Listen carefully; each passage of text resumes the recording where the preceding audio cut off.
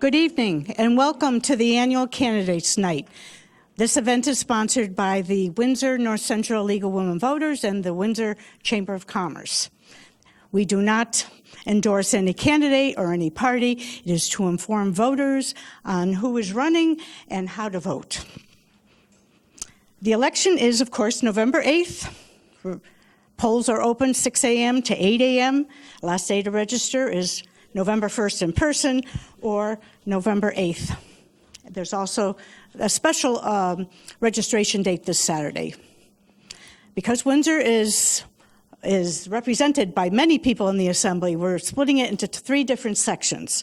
First, we're going to have the Senate section, which is the 7th and the 2nd. Our moderator tonight is Steve Piccaro. He is a life coach and an active member of the Chamber of Commerce. He will give you the rules. And we have our map, which we will refer to periodically.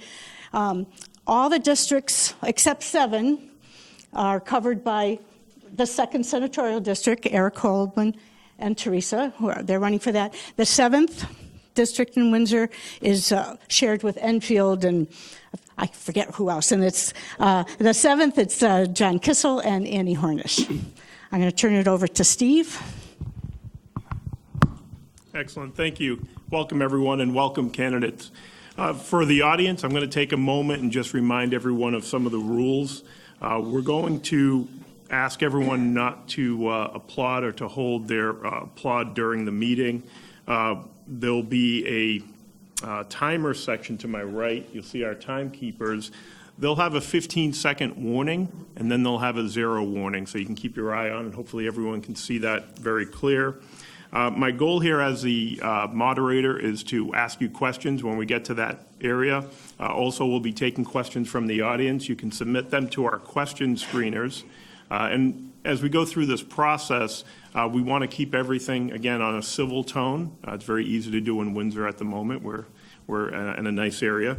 And the other thing we'd like to do is, in terms of interruptions and going back and forth, our goal here is to learn a little bit about the candidates, not really have a discussion. Everyone will have an opportunity to respond to the questions, and the candidates will have a closing statement, which is slightly different, I think, from the past meetings. In terms of other questions from the audience, please feel free to submit them to the screeners. We'll be taking a break in between the sessions. So there'll be plenty of time, ample time, if you have questions during the process. All right, with that being said, we're going to jump right in. And we're going to start with opening statements from our candidates. And in no particular order, I'm just going to go on my list. So I'm starting with Candidate Coleman. You have 2 minutes for an opening statement. Please take it away, sir. Thank you very much. And by way of opening statement, I'd merely like to say thank you to the League of Women Voters and the Windsor Chamber of Commerce for hosting this candidates forum. I think it's very important and helpful to informing the voters of the town of Windsor. I'd also like to thank my family, who's been incredibly supportive of my endeavors over the years. And I appreciate every single piece of assistance that they've contributed to my effort. And I'd like to thank those people that are supporting me in my campaign effort and those who've been my staff over the years. I'd also like to thank Teresa Tillett for keeping me company on the campaign trail. I want to thank everybody who's present in the audience. And last but certainly not least, I want to thank all of those residents of the 2nd Senatorial District who have made it possible for me to serve in this capacity as their state senator, a job which I thoroughly enjoy and want to continue. Just by way of information, in the past session, I've chaired the Judiciary Committee. I've served as Vice Chair of the Public Safety Committee. I'm a member of the Finance, Revenue, and Bonding Committee, as well as the Legislative Management and Program Review and Investigations Committee. I look forward to hopefully returning to the legislature and continuing work, obviously on the budget, but also on criminal justice reform. Thank you very much. Thank you, Candidate Coleman. Candidate Tillett, we're going to head right over to you, please. Take it away. Thank you. Hello, and thank you, everyone, for coming, and League of Women Voters for holding this forum. I think it's very important that we have the opportunity to have that interaction with the voters so that they can see us and know what our differences are. I am running for the State Senate in the 2nd District because I think that although Eric may have some good intentions, he is misdirected in how he's doing things. And after 32 years, it's time for Eric to retire. Eric actually gave us the income tax 26 years ago. That was supposed to be temporary, and not only is it not temporary, it has risen, and dramatically so, the past 2 years. I want to reduce our taxes because we are oppressed at this point with the amount of taxes that are coming down, and it's driving jobs out of the state. Small businesses are closing up simply because they can no longer afford all the mandates and regulations that they've been putting down onto them in Hartford. Education is key. We do need education reform, and that also ties in with the judicial reform, because when the young men and young women don't have the job opportunities that they need to have and the educational opportunities, they unfortunately turn to crime. So things need to definitely be reworked. Thank you. Thank you, Candidate Tillett. We're going to jump over to Candidate Kissel for his 2-minute statement. Thank you, sir. Sure. First of all, I want to echo the remarks made by Senators Coleman and Candidate Tillett in thanking the League of Women Voters and the Chamber of Commerce for holding this very important session to get to know the candidates. As you are all probably aware, I'm son of Windsor, grew up in the town of Windsor, went to John Fitch, Sage Park, and graduated Windsor High School. And I find it a tremendous honor to have represented, if not all of the town of Windsor that I grew up in, but part of the town of Windsor for the last 24 years in our state Senate. And I want to thank the voters for allowing me to do a job that I love. I'm as excited about serving the next 2 years as I have when I first won election 24 years ago, and there's an awful lot to tackle in our future.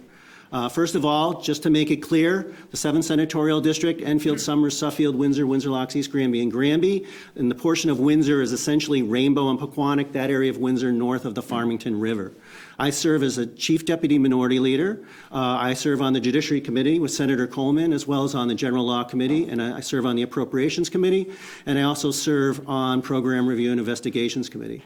The goals that I have for the next 2 years surround the budget. We need to get the budget in order. Right now, our internal numbers look like there's going to be a $1.4 billion budget shortfall just in the next year, 1.6 in the year after that, creating a $3 billion shortfall in the biennium. We need a workable spending cap. The voters voted for this 20 years ago, and we need to put teeth in it and make it workable. We need a bonding cap. Doesn't mean we can't borrow, but we need to put limits on what the state's credit card is being used for. We need to change the direction of the ship of state, and I think we can do it working in bipartisan fashion. One last thing, I'm asking for your vote on November 8th, and again, thank you for putting your confidence in me over the last 24 years. Thank you. Thank you, Candidate Kissel. And Candidate Hornish, you're up. Thank you. Thank you. Thank you to the sponsors, the Windsor League of Women Voters, Windsor Chamber of Commerce, and to the JCs, Moderator Porcaro, and the audience for attending. My name is Annie Hornish, and I'm here to ask for your vote on November 8th. A little bit about myself. I grew up in Enfield and now live in Granby with my husband of 26 years, Neil, and my mother, Agnes Wasco. I graduated from UConn's College of Agriculture, then earned my MBA at Western New England College. I worked in healthcare for 20 years before taking on the job as state director for a large animal welfare organization, and I was honored to receive this year's Community Leader Award from Hartford Magazine for my work. I had the honor of serving as state representative for the 62nd District in 2009 and 10, where I passed bills that made government more transparent, created high-tech green jobs, and helped small businesses. I also championed laws that help protect animals from cruelty. I'm running because I want to serve our district and because I think that I can do better for the hardworking families in our district. When elected, my top priorities will be government reform and growing the economy. Government reform has always been important to me, and I know how to deliver results. When I served as state rep, I co-sponsored the bill that created transparency.ct.gov. I feel transparency is the most efficient way to streamline government. I will fight for term limits so that the foundation of our government is less influenced by special interests and cronyism. Serving as a legislator should be a public service, not a career. To grow the economy, I will fight to bring high-quality jobs to Connecticut. High-paying jobs reduce reliance on state assistance and serves to attract and retain college graduates. This is vital because our population is aging. I will also fight for much-needed improvements to infrastructure, and I will honor our seniors and veterans by fighting to provide tax credits and easier access to prescription drugs. I will be the advocate our community needs in Hartford, and I ask for your vote on November 8th. Thank you, Candidate Hornish. At this point, we're going to take a 2-minute break. I'm going to ask the audience to submit questions at this time. We have 2 minutes. Please bear with us. Thank you.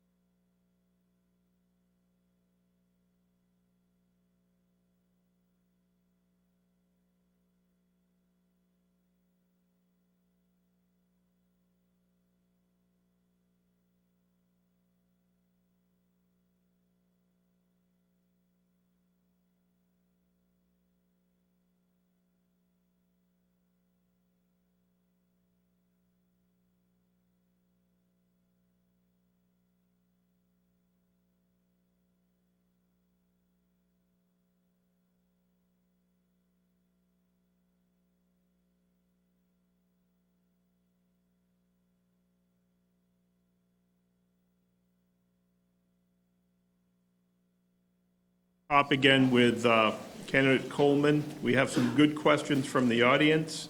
And right from the get-go, Candidate Coleman, would you support legislation requiring the state budget appropriations bill constitute a balanced budget?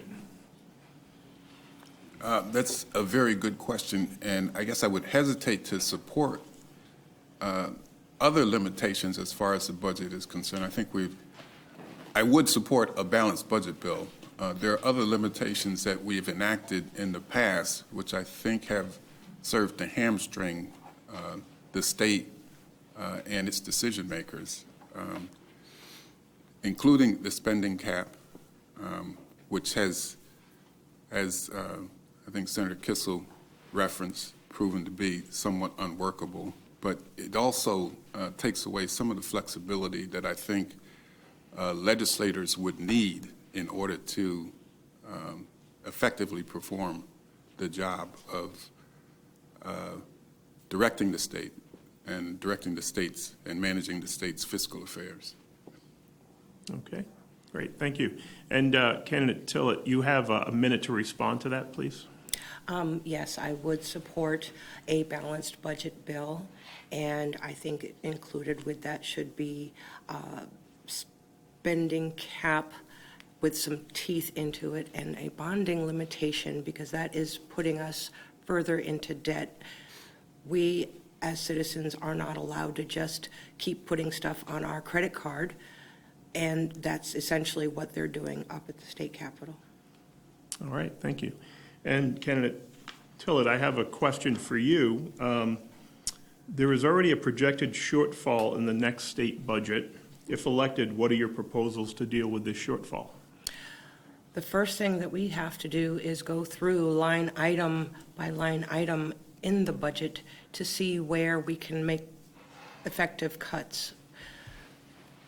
Part of that is some of the benefits and salaries of what's going on with up at the state capitol with the various people. We waste a lot of money. The CEP is one clear example of that. When you have a state Senate candidate that can get $95,710 for an election cycle, and the state reps, it's 28,000 some odd, and that's all taxpayer money. Those numbers are really way out of line. And that right there, how many of the laid off workers could that have funded when you add up all of the, reps and senator candidates that we're running? That's just really an expense that should not be. All right, great, thank you for that. And Candidate Coleman, you have 1 minute to respond. Yeah, I think as far as our budget is concerned, there is considerable discussion over whether or not we are experiencing a spending problem or a revenue problem. I happen to fall into the category that says we're experiencing a revenue problem. And I do believe that at least two state rating agencies, bond rating agencies, Standard & Poor's and Moody's, agree with me. They've indicated in their reports that Connecticut is not tapping sources of revenue that are available to it. And by that, I believe that they mean that there are wealthy individuals and major corporations in the state of Connecticut who are not paying a fair and proportionate share of taxes, which causes the burden to fall much too heavily upon middle class, middle income families. Okay, thank you for your response. I'm going to jump over to Candidate Kissel, and we have a question that's a combination education slash budget. Your thoughts on plans to support the Connecticut community colleges. They're a critical part of our economic development, and how do we support them going forward along with the rest of the educational programs that are on the table? Sure. First of all, I appreciate that question. If you look at the Journal-Inquirer about 3 weeks ago, they had an article in there where I and two of my colleagues on the Republican side of the aisle were specifically credited with thwarting the Board of Regents' idea to raise tuition at our community colleges. I protested that, and they pulled back the idea idea because their proposal was to actually to raise tuition for those community college students that were taking a full-time amount of coursework and not raise it on other kids. Well, or young people. Not that community colleges just serve young people. The community colleges are the most affordable way to get a higher education. What we took for granted 20, 30 years ago is now the gateway to get higher education for so many kids. My son Nathaniel got into all the schools that he applied to, but he doesn't know what he wants to do, so he's going to Assunta Community College. I also was instrumental and spearheaded efforts to expand the manufacturing program in Assunta. So I don't think that we need to put more burdens on the backs of the students in raising tuition. I think it's important to keep tuition affordable and not to make it disproportionate. We want people to matriculate at as quick a pace as possible, but also we need to be mindful of it. I disagreed with any Republican proposals to cut funding to community colleges. Assuntic's in my backyard. I love it, and I fight for it, and anybody up in my district knows that I fight for it. It's instrumental, but it's even more instrumental for people changing careers. And I have commissioned on Program Review Investigations a study primarily targeting UConn because I feel that our flagship university is getting way too big for its britches and not affordable. And actually, you know, I disagree with President Herbst that we have to pay top dollar for administrators.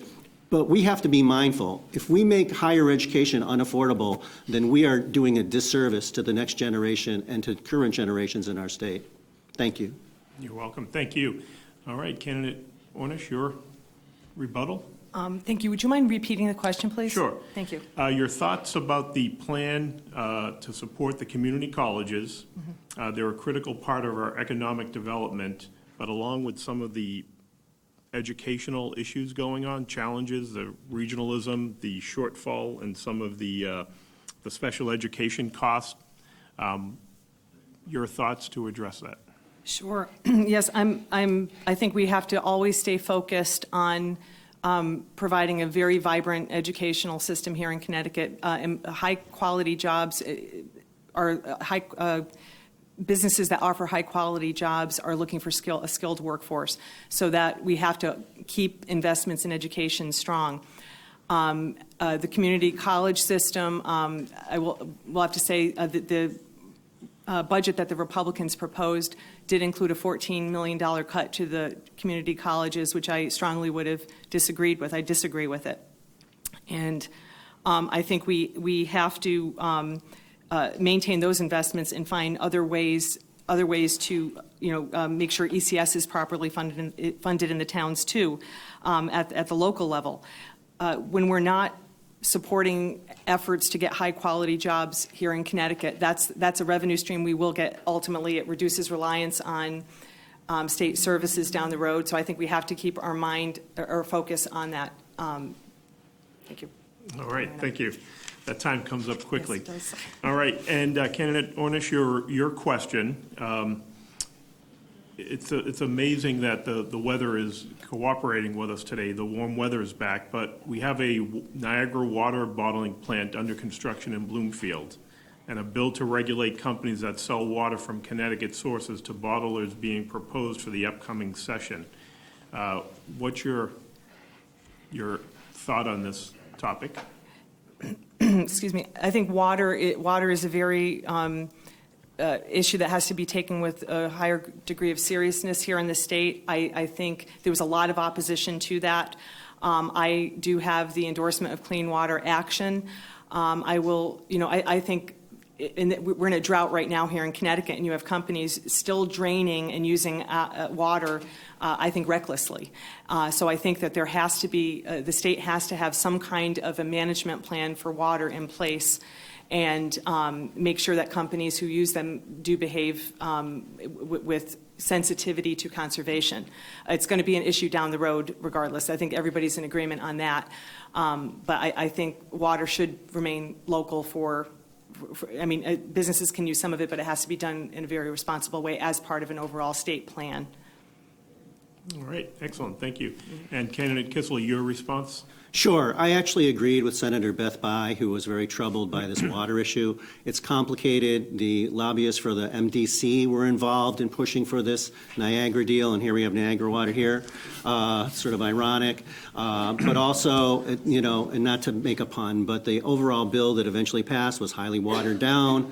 So there's money at stake. When they were talking about building the plant, they were promising jobs, but the jobs didn't go to Connecticut individuals desperately in need of jobs. And as Ms. Hornish just pointed out, we're in a drought situation. This is a precious commodity. Not only here in New England, but throughout the world, water is going to be more and more difficult to obtain in quantities that are healthy for our individuals. So absolutely, I think that we need to conserve and consume less, and I do not agree with partnering large-scale corporations with limited water supplies. Excellent, thank you. At this time, we're going to allow each candidate to have 1 minute for a closing statement. I'm going to go back to candidate Coleman to lead us off. Take it away, sir. Thank you very much, and I appreciate the very civil nature of this forum. I am actually flattered by the fact that the voters in my district have seen fit to elect me and to send me back to the legislature to serve them for every time that I've stood for election. I do not believe that experience should be a disqualifying factor. I am perfectly comfortable with letting the voters decide whether a candidate, whether that is an incumbent candidate or a challenger, has a sufficient amount of dedication, a sufficient amount of resourcefulness and desire to be informed to go back to the legislature and serve them. I am hopeful that the voters in the 2nd Senatorial District will view me as meeting the bill as far as all of those categories are concerned, and I would look forward to having their support on November 8th and returning to the legislature to continue to serve them. Excellent, thank you. Candidate Tillett, 1 minute, please, for your closing summary. Thank you very much. And yes, I am not a career politician. I'm a mother, a wife, grandmother.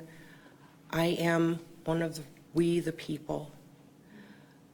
I am looking to go up to Hartford to be a voice for the working people. We aren't being heard right now, and we need to have someone who's looking out for the little people, because what's little for people making six-figure salaries is a lot for those of us that are not or on fixed incomes. Thank you. If you would like to connect with me, I'm on the web, Tillett, Tillett, the number 4, ct.com is my website, and you can also connect with me, Twitter, Facebook, etc. Thank you. Excellent, thank you. Candidate Kissel, 1 minute closing summary, please. Sure, thanks. Once again, if you live in the 7th Senatorial District, I'm asking for your vote next Tuesday, November 8th. I think I actually represent the district extremely well and reflect the issues that are important to my constituents.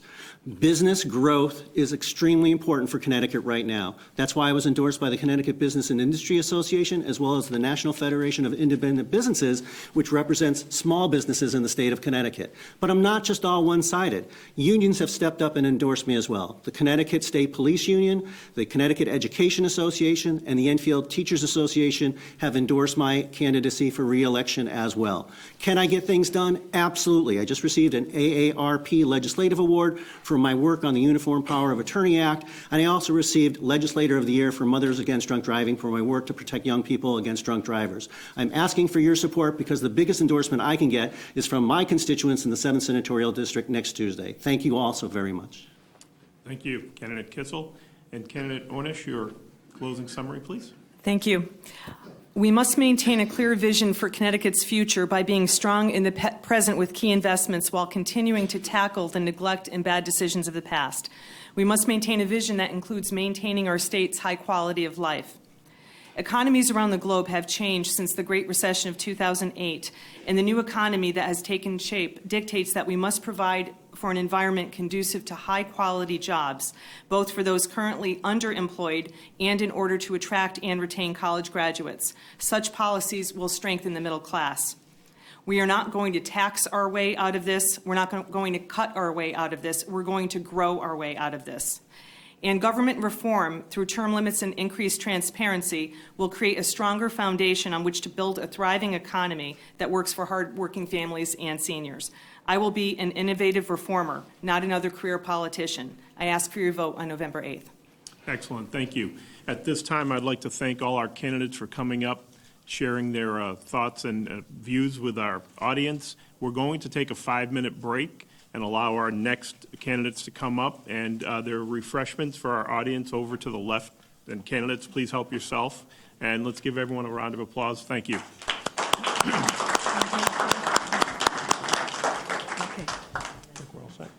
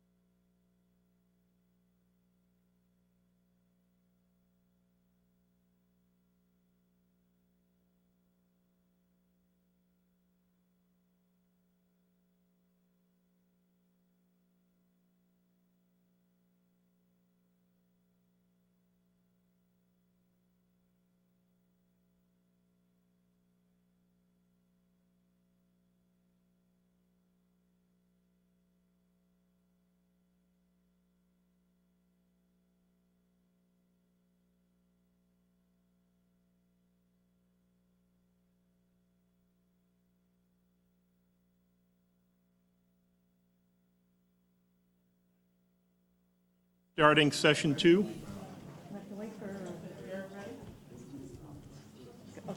Welcome back. We'll be starting session 2 with our state representative candidates. Just as a side note, candidate Barham is running unopposed. He will not have an opposing view, and he will not be able to share an opposing view. But he will be asked a question. But I'll be starting with candidate McGee in terms of his opening statement. If you'd like 2 minutes, sir, please take it away. Thank you to the Women League of Voters and the Windsor Chamber of Commerce for hosting this annual candidates forum. This is probably my third, I believe, forum that I've attended, and it's definitely a great opportunity to share and as well as engage with our residents in Windsor. Ever since 2012, I've had the opportunity to represent the 5th Assembly District that includes Hartford and Windsor. And it's been nothing but an honor to represent the people in this diverse district. Currently, as the Vice Chairman of Human Services and members of Education and Appropriations Committee, I've had the distinct honor, obviously, of overseeing our budget, taking a look at some of our social services in the state, and figuring out how best to protect our most vulnerable as we reduce services to address our budget crisis.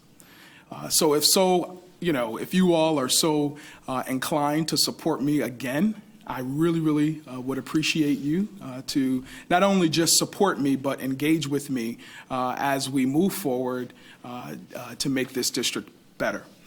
So I really encourage you and ask you to vote for me on Tuesday, November 8th, and I look forward to representing you well. Thank you.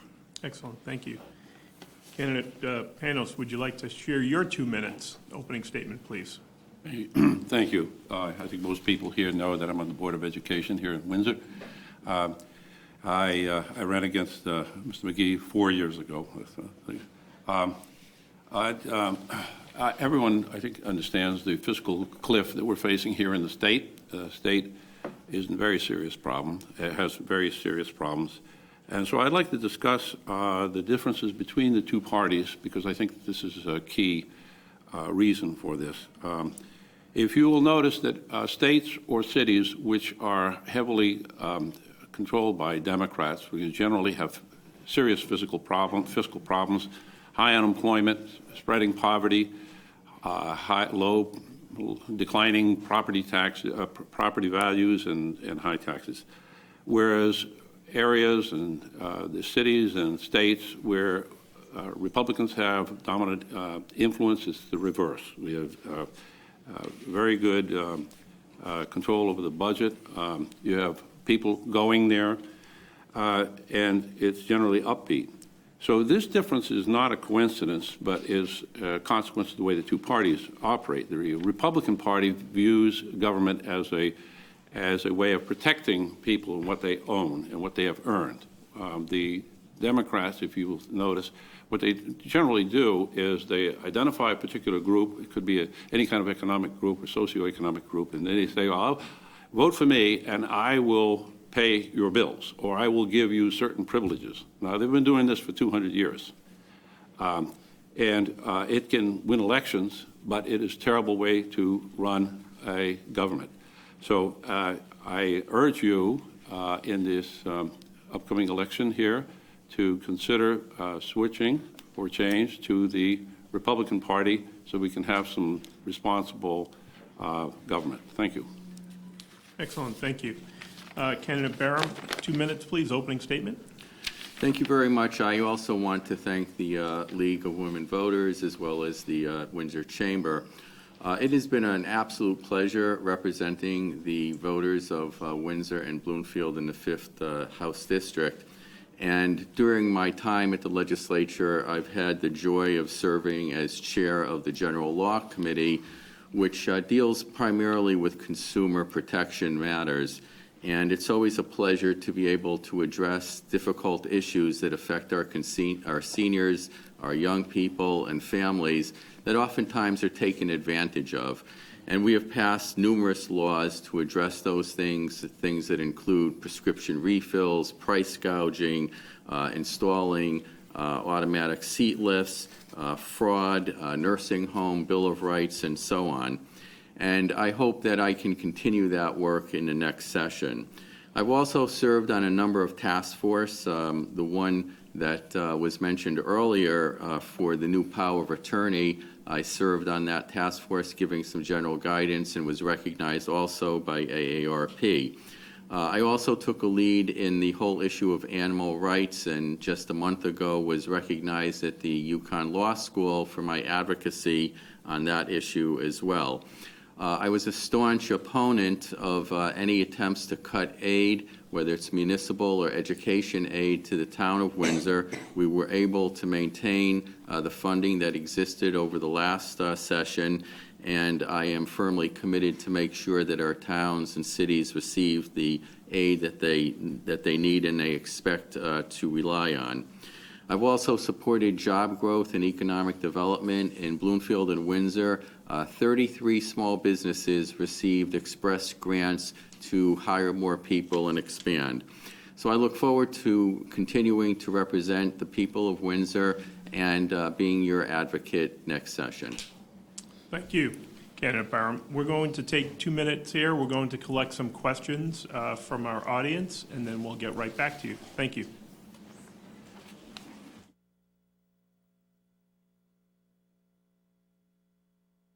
While we're collecting questions, I wanted to tell you to look at the map again, the voting district map.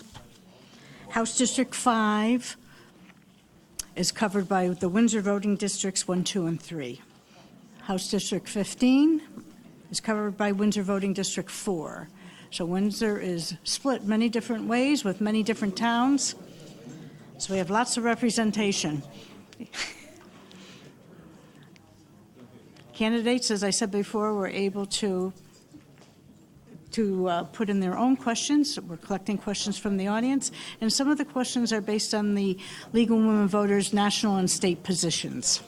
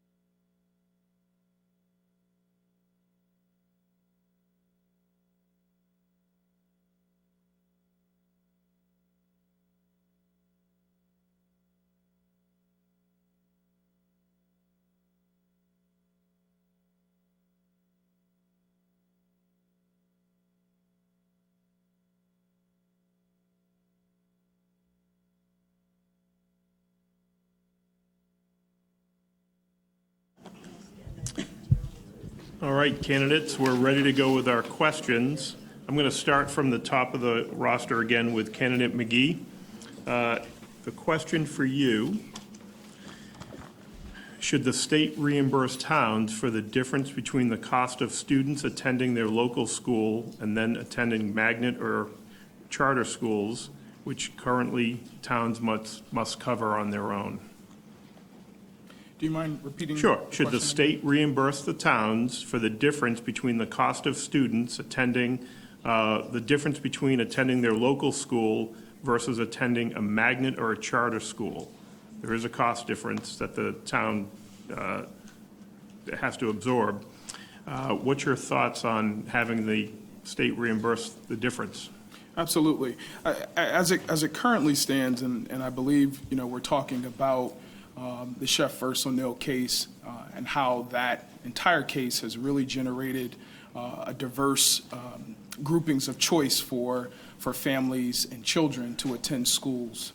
I do believe that the state provides reimbursement to school districts in many different forms. And so, yes, I agree with whoever asked the question. Yes, the state should definitely provide support to local school districts. But I think it's also important to consider, given the budget crises that we face, we ought to look to regionalizing a lot of our school districts. And I know some folks might push back on that, but when we begin looking at how our schools are managed, I think we would probably do better together when you talk about providing resources or finances to school districts.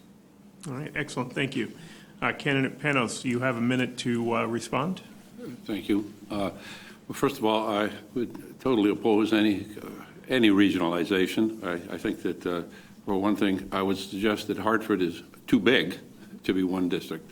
But anyway, it needs to be smaller, or it needs to be broken up into smaller pieces. But with regard to the original question, as I understand it, they want to be reimbursed for the money that they pay. Well, they receive an educational cost-sharing amount for the child, as I understand as a Board of Ed member.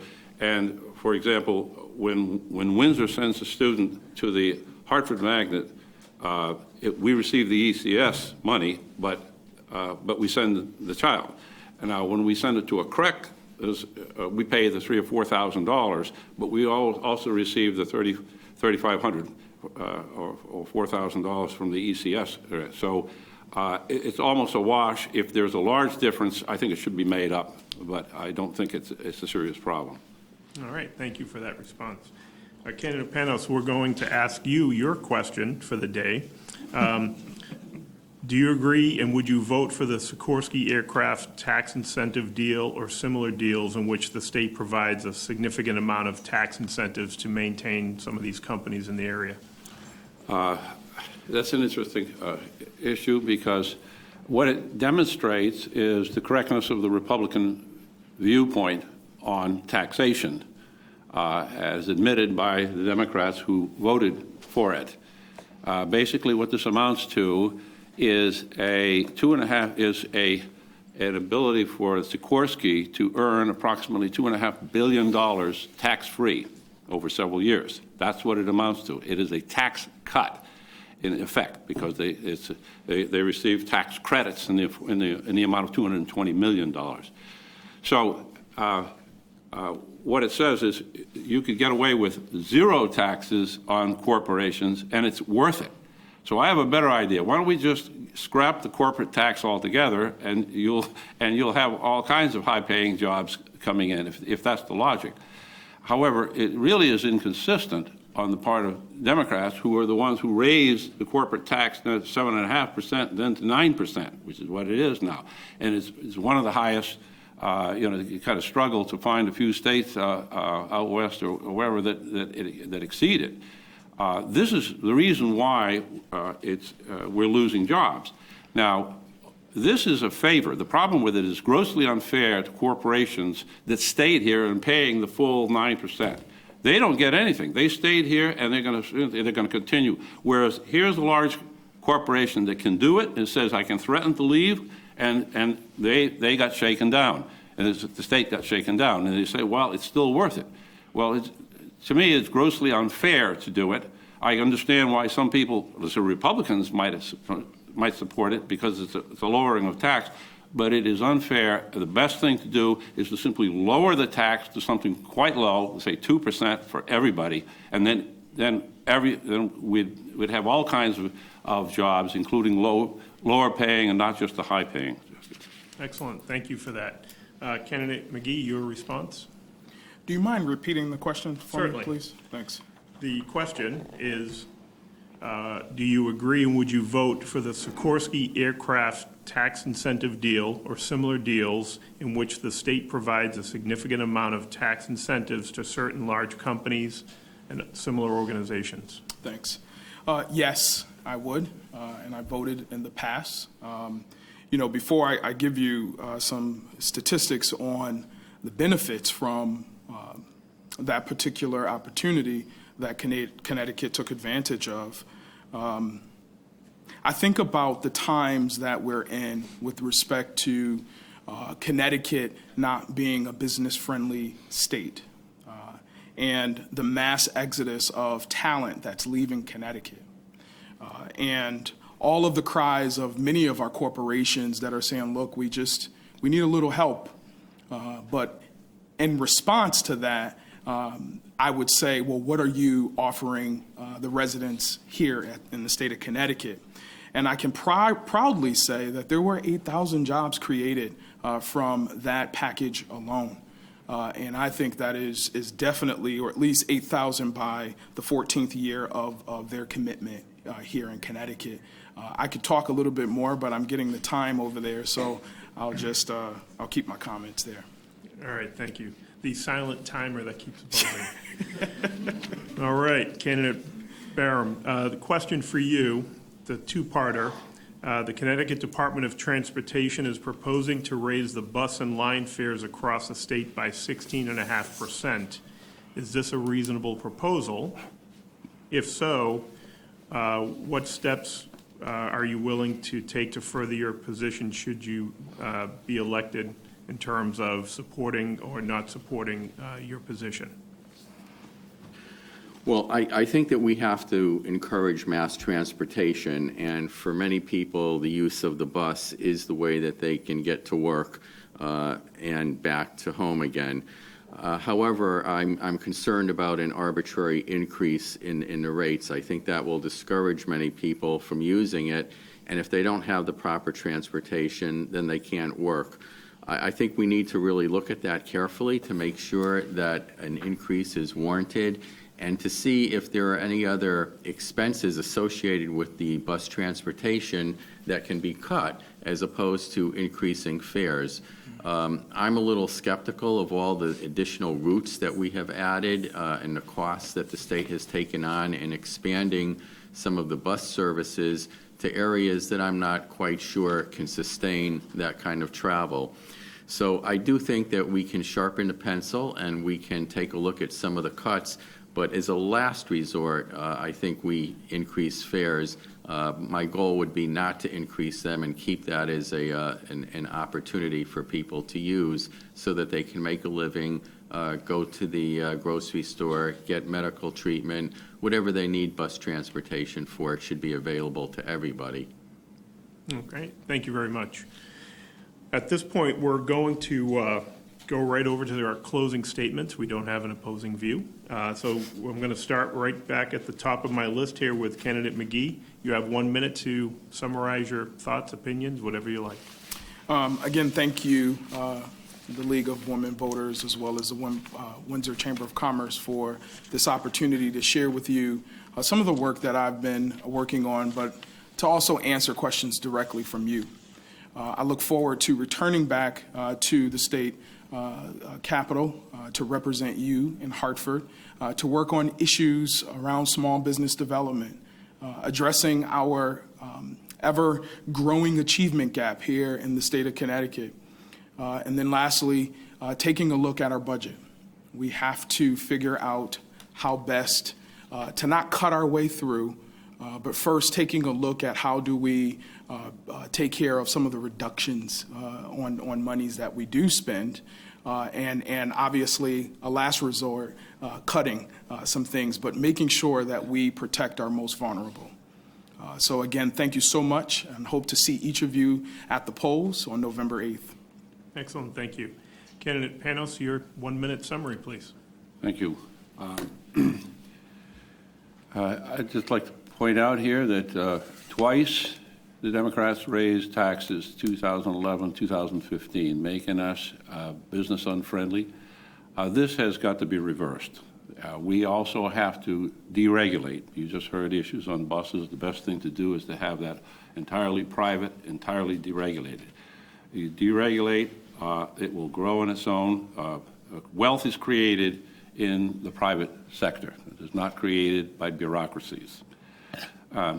So the way out of this fiscal morass is to deregulate and to lower the taxes and to keep the spending within what you have.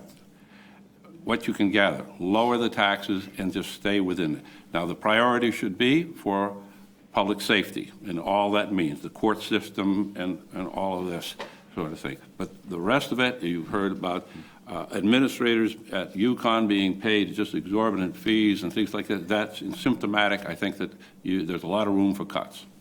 All right, thank you. Nice closure. All right, Candidate Barham. Thank you. I want to thank the voters of Windsor for your support over the years. I'm humbled by it, and I really enjoy serving you and continuing as your advocate. There will be a number of big issues coming up this session, not to least the balancing of the budget. We also, and I hope to be involved in this, in job growth, looking at the educational funding to make sure that it's equitable and all towns get their fair share. Looking at issues before the Committee on General Law, we have some very big issues coming up. One of them is regulation of biologic prescriptions and medicines. Looking at the environment, constitutional amendment to preserve our open space, preserving open space through proper funding. I have been an advocate of a statewide water policy, and hopefully we will get that done this year, and shared solar energy. I look forward to representing Windsor at the legislature. Your legislators have done a good job working together, and I'm sure we will continue that in the upcoming session. Excellent, thank you. Let's give a round of applause to all our candidates, please. Thank you. As before, we're going to take a 5-minute break as we bring up our last group of candidates from District 60, our House District, and House District 61. We'll be back in 5 minutes.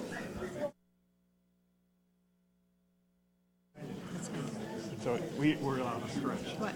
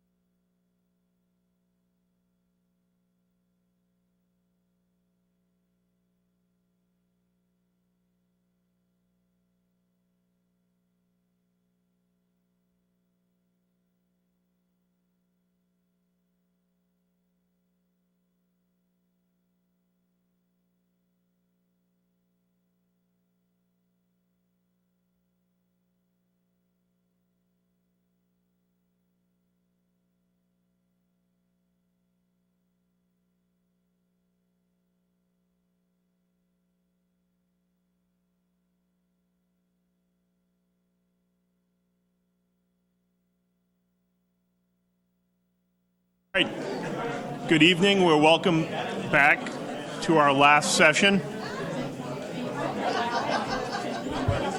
We'll be starting with our candidates in a moment as soon as we get everyone seated.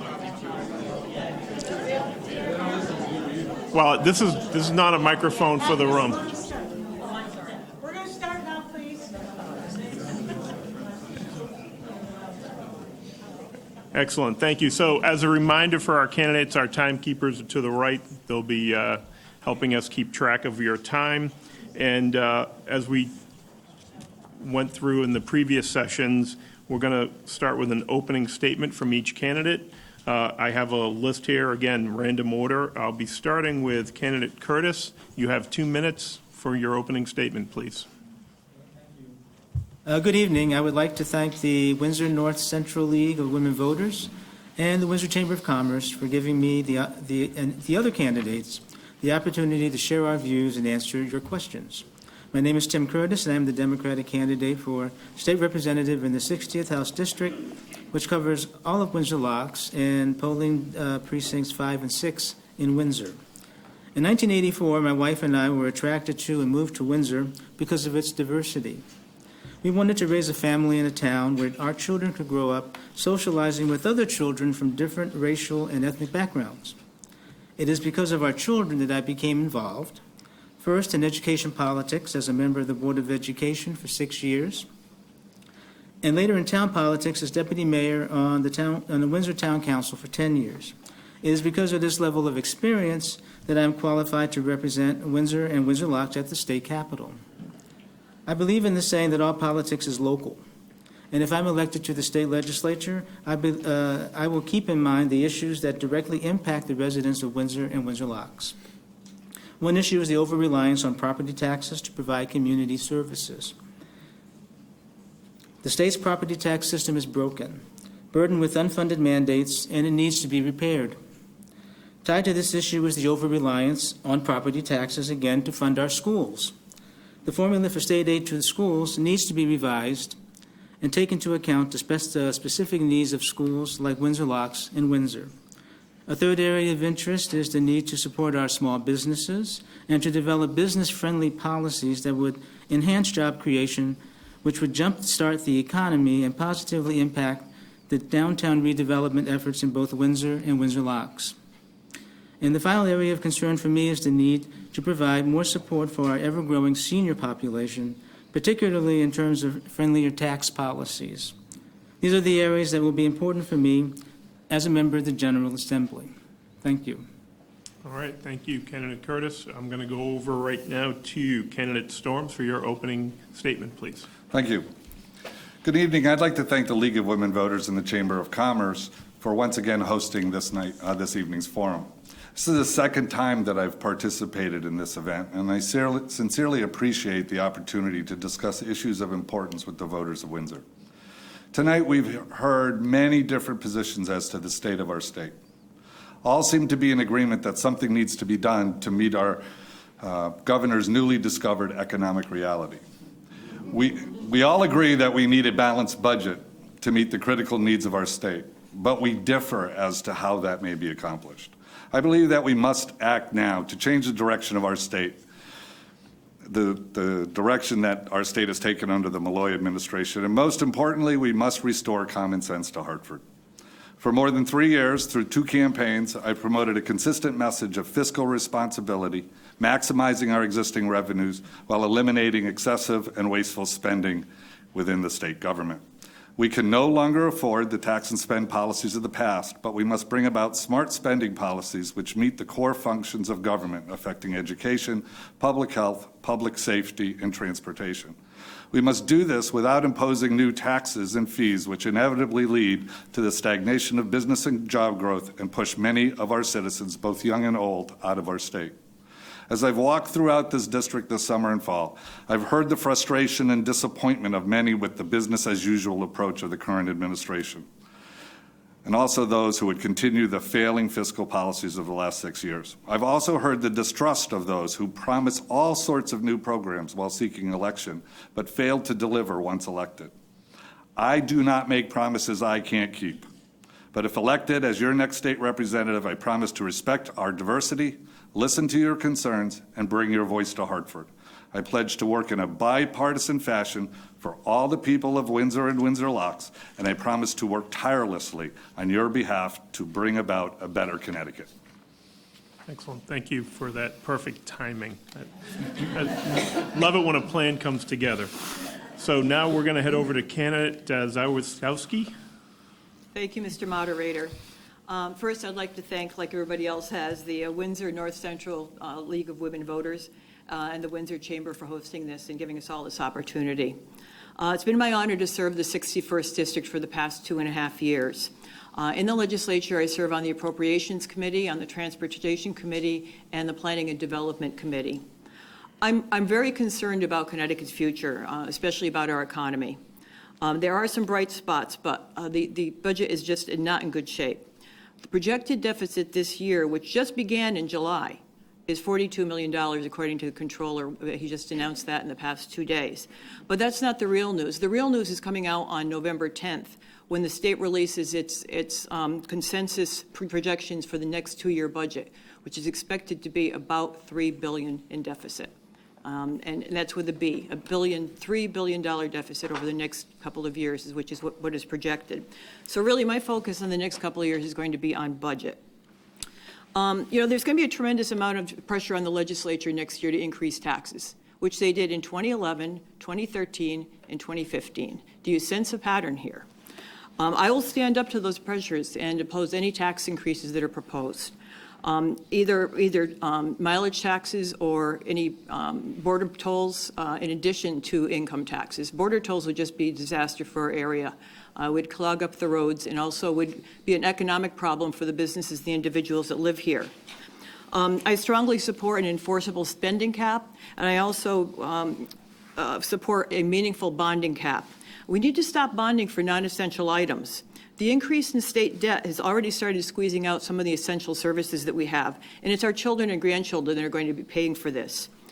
There's so much more that I could talk about, but of course we have time limitations. I really appreciate this opportunity, and I look forward to getting your vote on November 8th. Thank you.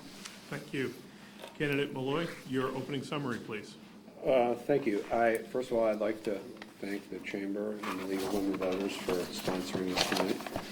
I think that this is one of the forums that's sadly lacking in the political discourse today. I think a lot has been lost, especially in this campaign cycle, in terms of talking about true issues.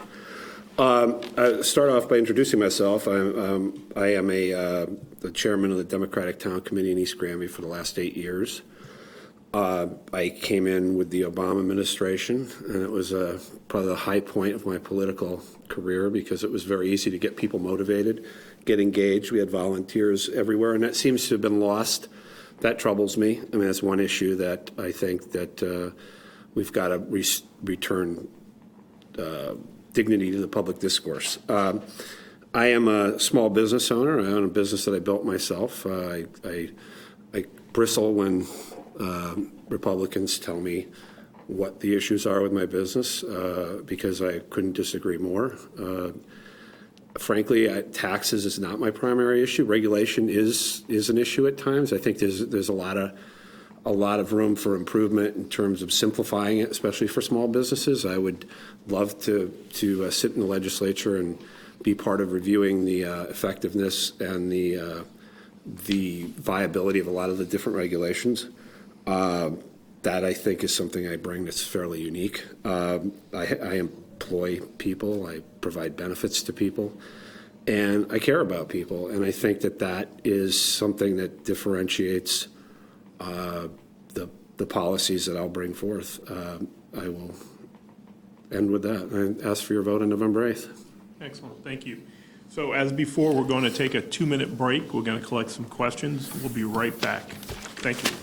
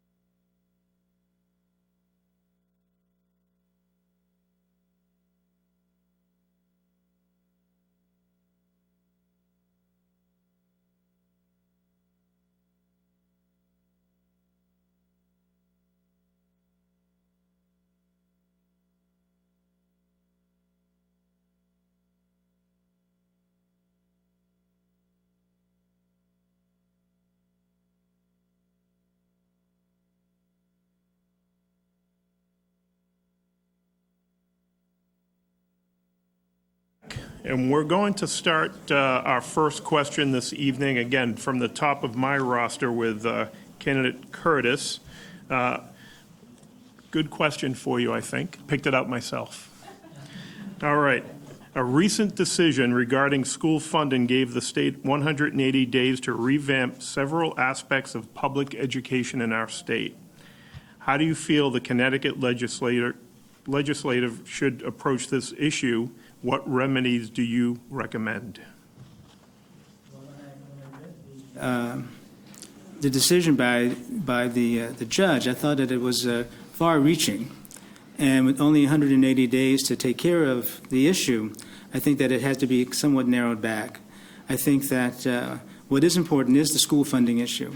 When you take a look at the education cost sharing, ECS funding, that has to be revised because it impacts towns like Windsor and Windsor Locks. And so that is one area that has to be taken care of. The other area, which is much more difficult, is the issue of it's actually segregation. I mean, in Hartford, there hasn't really been much of a change as far as our public schools. And it's going to be tough, I think, to somehow figure out a way to bring more of an integrated area to Hartford, because unfortunately, with 169 towns, we're kind of set in our ways, and not a lot of people want to move. But yet, we do have some people in poverty in Hartford, and then also in the other towns like New Haven and Bridgeport that are being left out. And we really do have to, as a legislature, have to try to figure out a way to create a better educational opportunities for these kids. I mean, we have Project Choice, we have magnet schools, even have charter schools, but still, we're still kind of like cutting around the edges. I mean, there's still a very strong core of kids that aren't being, whose educational needs aren't being addressed. I think I would really want to be a part of that because it really does take collective heads to try to remedy that situation. So it's funding, but also it's also important to realize the segregation that still exists in our state. Excellent, thank you. Candidate Storms, your response to that, please. In reviewing the decision, it's a fairly complex decision. I think 180 days is way too short a time period for us to address all of the many items that were brought up. I think we need to have a full discussion of the issues affecting our school children and our districts. We need to bring all shareholders and stakeholders to the table in this discussion. We do have to look at the educational cost sharing and the funding and the burdens that inequitable funding places on our municipalities. But we also have to look at curriculum, professional development of with our teachers, and special education. But most importantly, we need to bring the communities into the picture so that they're engaged in the discussion and they buy into the ultimate solution. Thank you. All right, thank you. Candidate Storms, your question. What proposals do you have to improve the business climate in Connecticut? I think number one on the list of improvements is to balance this budget and to give businesses a sense of confidence that we know what we're doing in the state of Connecticut, that we have a long-term plan, that we don't go from deficit to deficit and threaten to increase taxes at every level, including the businesses. I do believe that as Mr. Malloy indicated, that there's many, many regulations that are impeding the initiatives of small businessmen and the innovations of their businesses. I think that we need to look at the costs and expenses, the fees and surcharges that they are hit every single day with. Every time they turn around, they're hit with another $75 here or another $100 here. And it does take its toll on a small business person. We have to be careful about arbitrarily raising the minimum wage on these small businessmen. I was talking to a small business person in this community who said, look at the 4 people behind the counter. If $15 is mandated for me to pay, 2 of them are gone, and the other 2 will have limited hours of employment. So I don't know if raising a minimum wage in that kind of scenario would make a lot of sense. Though everyone deserves to earn a living wage, the question is, what impact are we going to have on the small businesses? And I think any time we start moving into this area, we have to look at the impact. And are we really accomplishing, encouraging growth and development of these small businesses? All right, excellent. Candidate Curtis, your response? Yeah, what was the full question again? Sure. What proposals do you have to improve the business climate in Connecticut? Well, we do have to become more friendly, business friendly. And there are some regulations that at least we should take a look at, because I do know some business owners, small business owners, who are kind of swamped with some of the regulations, but I still think we should be regulated. Something else that we really should be doing, because I do know that many workers, employees, might be retiring very soon. And so there's going to be openings for jobs in many of these businesses, and particularly in the area of manufacturing.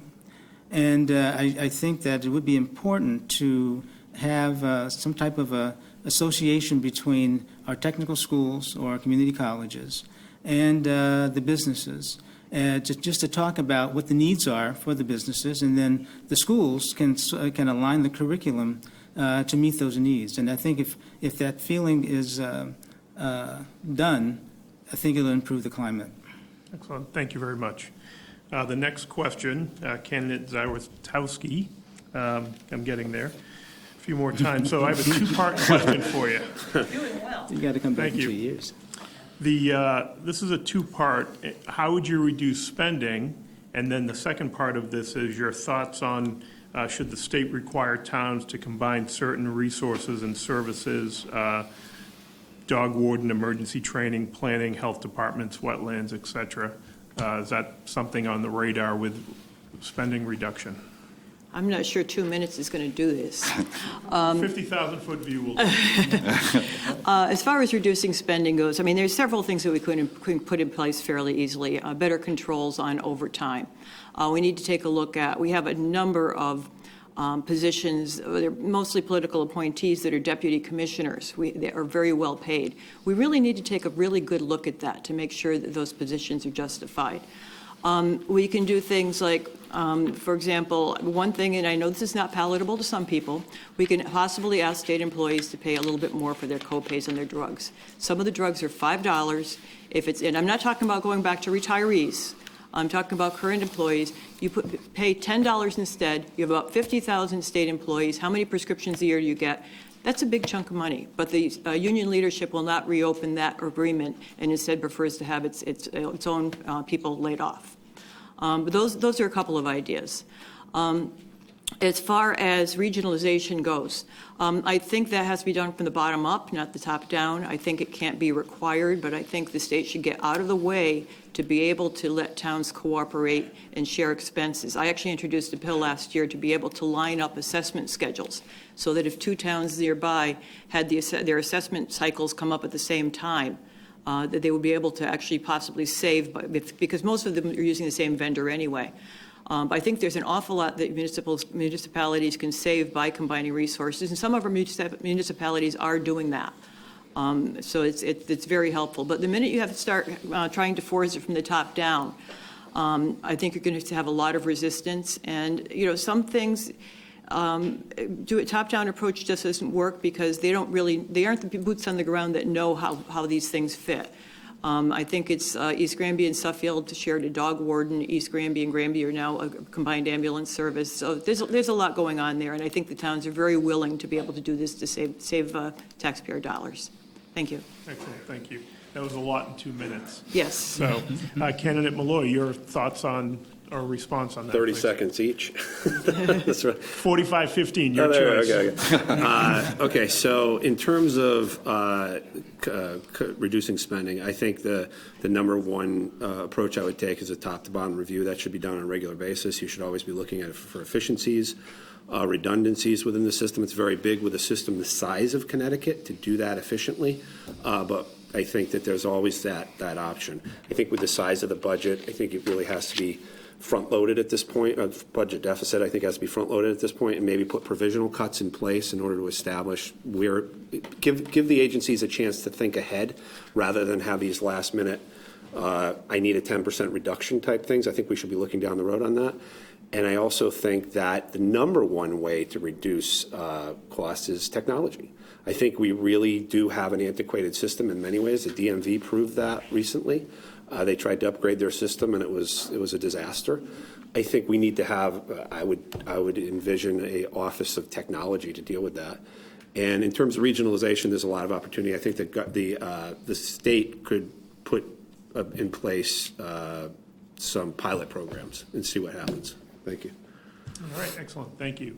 And the last question, Candidate Malloy. Small businesses are a very important. Okay, never mind. You get the rebuttal Yeah. online. I'm sorry, did I miss something? No, she problem. wanted to I just rebut had- my rebuttal. No, I wasn't rebutting. I just had an idea, but never mind. I just wrote it down. We're fine. Okay, you can save that for your closing comments. All right, so Candidate Malloy, small businesses are a very important part of our state's economy. What do you feel that we must do to help these businesses remain in Connecticut? Okay, I got 20 minutes on that one because I run this. Now, where do you start? Small businesses, I think, serve a vital position in society. They provide jobs to employment opportunities to people that might not otherwise have them, that don't have the training.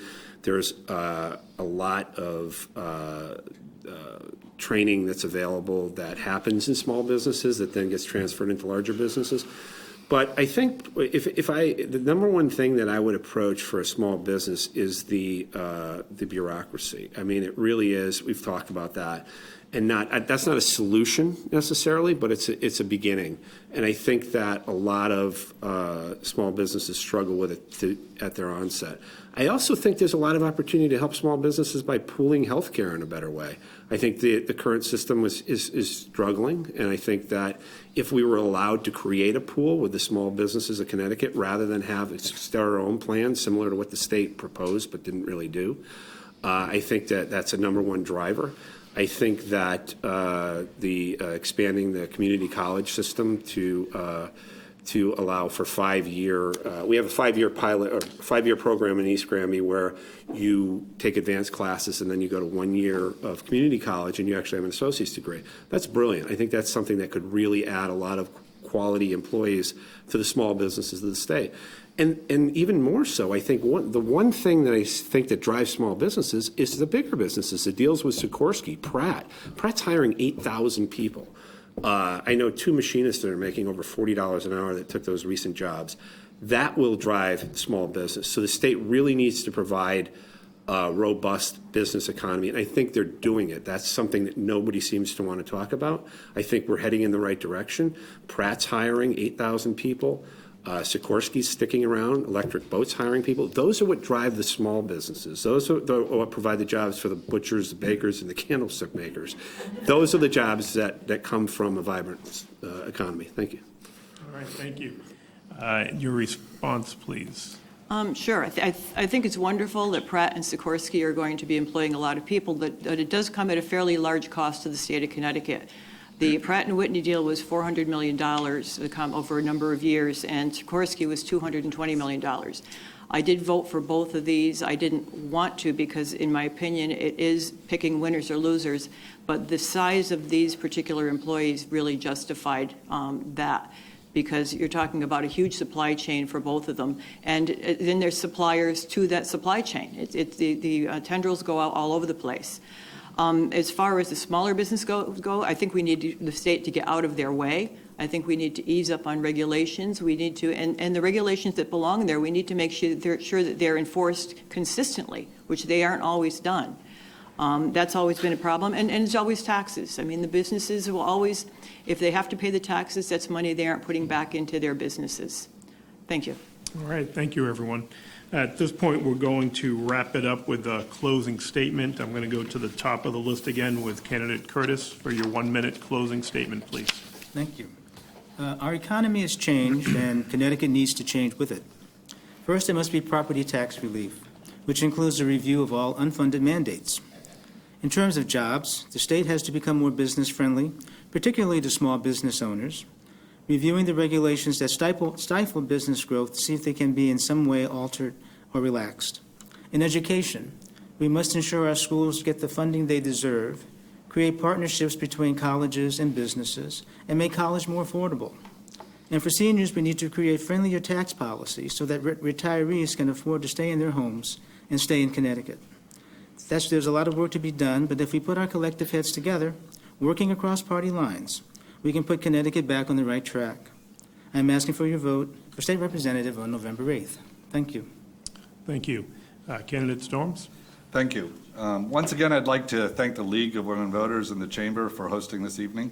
I'd also like to take this opportunity to thank the people of Windsor for opening up their doors this summer and fall and the many discussions we've had about issues affecting our state.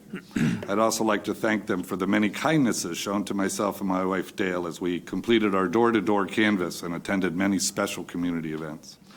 I believe that I'm uniquely qualified to serve as your next state representative. My 35 years as a practicing attorney in a small family-owned business, my 43 years as a community organizer and volunteer, my 14 years as a member of the Board of Education, and my service as a municipal attorney and as a state ethics commissioner has given me the ability and understanding to consider and act on the many challenges now facing our state. That's why I'm asking you to vote for me this election. Your vote on November 8th can and will make a difference. I'm asking for your support so that together we can build a better Connecticut. Thank you. Thank you. Candidate Zawarskowski. You are getting very good at that. You know what? A couple more of these moderations, I'll be down pat. Thank you. Well, hoping in 2 years we'll be doing this again. Thanks again to the League of Women Voters and to the Chamber, and also everybody who's sitting here tonight, and to all the other candidates. It's been my honor to serve the people of the 61st District for the past 2.5 years, and I hope to continue to represent you in Hartford for another 2-year term. I care deeply about representing my district, and it's not just the lawmaking part. I like hearing from constituents. I talk to them on a regular basis, whether they call, email, fax even, and whether it's to express their views on a particular topic, or if they need help with some of the state bureaucracy, or even with the power company. I'm really happy to help out, and I am here to serve you. And even though I'm concerned about the state, I am cautiously optimistic. But what you as voters need to do is to elect people like me, like Scott, who are willing to make the hard decisions on your behalf. State government should work for you and not the other way around. I'm asking for your vote on November 8th to send me back to Hartford to work for you. Thank you. Thank you. Candidate Malloy. Thank you. Once again, I thank everybody who took the time to come out here tonight. It's not easy to take time out of your night and come listen to people tell you what they think is going to fix Connecticut. But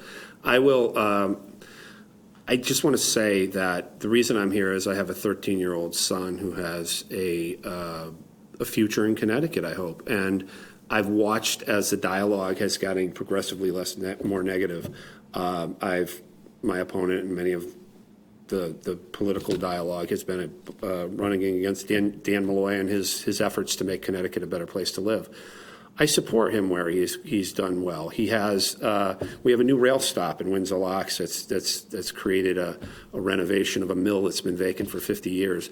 We have air travel. We have international air travel from Bradley again.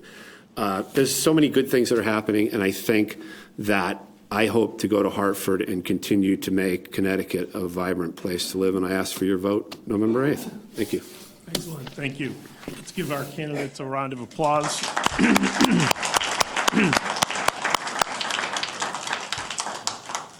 So as we wrap things up, just a couple reminders. Would like to thank the League of Women Voters and the Windsor Chamber of Commerce for sponsoring this event. If you have questions about voting, please call the town hall.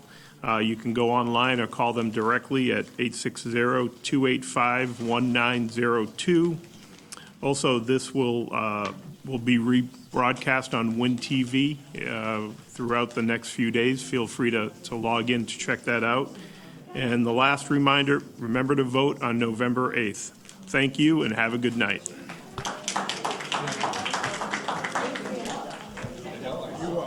You did an outstanding job.